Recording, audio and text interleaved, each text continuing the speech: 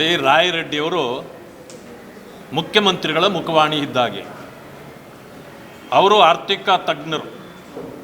ಯಾಕೆಂತಂದರೆ ಆರ್ಥಿಕ ವಿಚಾರಗಳನ್ನು ಮುಖ್ಯಮಂತ್ರಿಗೆ ಸಲಹೆಗಾರರು. ಅವರೇ ಆ ಮಾತನ್ನು ಹೇಳ್ತಾರೆ ಅಂತಂದರೆ ಇದು ಕಾಂಗ್ರೆಸ್ಸಿನ ಮುಖವಾಣಿಯೂ ಹೌದು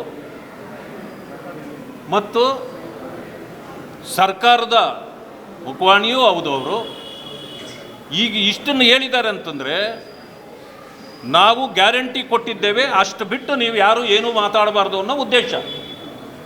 ಈ ರೀತಿ ಒಂದು ಮೆಸೇಜನ್ನು ಅವರು ಕಳಿಸ್ಬೇಕಾಗಿದೆ ಜನರಿಗೆ. ಮುಖ್ಯಮಂತ್ರಿಗಳಾಗಲಿ ಉಪಮುಖ್ಯಮಂತ್ರಿಗಳಾಗಲಿ ಇದನ್ನು ಜನರಿಗೆ ಹೇಳಲಾರ್ದೆ ಇವರ ಕೈಲಿ ಹೇಳಿಸಿದ್ದಾರೆ ಅನ್ನೋದು ನನ್ನ ಒಂದು ಗುಮಾನಿ. ಜೊತೆಗೆ ಅವರೇ ಹೇಳಿದ್ದಾರೆ, ನಿಮಗೆ ಗ್ಯಾರಂಟಿ ಬೇಕಾದರೆ ಡೆವಲಪ್ಮೆಂಟ್ ಕೇಳಬೇಡಿ, ಡೆವಲಪ್ಮೆಂಟ್ ಬೇಕಾದರೆ ಗ್ಯಾರಂಟಿಯನ್ನು ನಾವು ವಾಪಸ್ ತಗೊಳ್ತೀವಿ. ಏನು ಥ್ರೆಟ್ ಮಾಡ್ತಿದ್ದಾರೆ ಇವರು? ಯಾರಿಗೆ ಇವರು ಥ್ರೆಟ್ ಮಾಡ್ತಾ ಇರೋದು?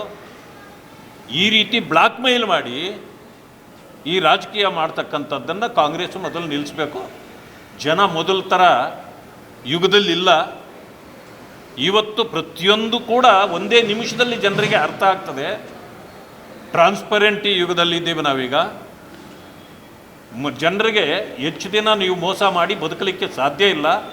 ಮೊದಲು ನೀವೇ ಹೇಳಿದ್ದೀರಿ ಹಣ ಇಲ್ಲ ಅಂತ, ಒಪ್ಕೊಳ್ಳಿ. ಹಣ ಇಲ್ಲ ನಮ್ಮ ಹತ್ರ, ಗ್ಯಾರಂಟಿ ಬಿಟ್ಟು ನಾವು ಏನೂ ಮಾಡಲಿಕ್ಕೆ ಆಗೋದಿಲ್ಲ ಅಂತಾದರೂ ಒಪ್ಕೊಳ್ಳಿ. ಇಲ್ಲ ಅಂತಂದರೆ ಎರಡನ್ನೂ ಮಾಡಬೇಕು. ನಾವು ಅಭಿವೃದ್ಧಿ ಮಾಡೋದೇ ಇಲ್ಲ ಅಂತ ನೀವು ಯಾವತ್ತೂ ಹೇಳಿಲ್ಲ. ಗ್ಯಾರಂಟಿ ಕೊಟ್ಟಿರೋದು ನಿಮ್ಮ ಚಪಲಕ್ಕೆ, ತೆವಲಿಗೆ, ವೋಟ್ ಬ್ಯಾಂಕ್ಗೆ.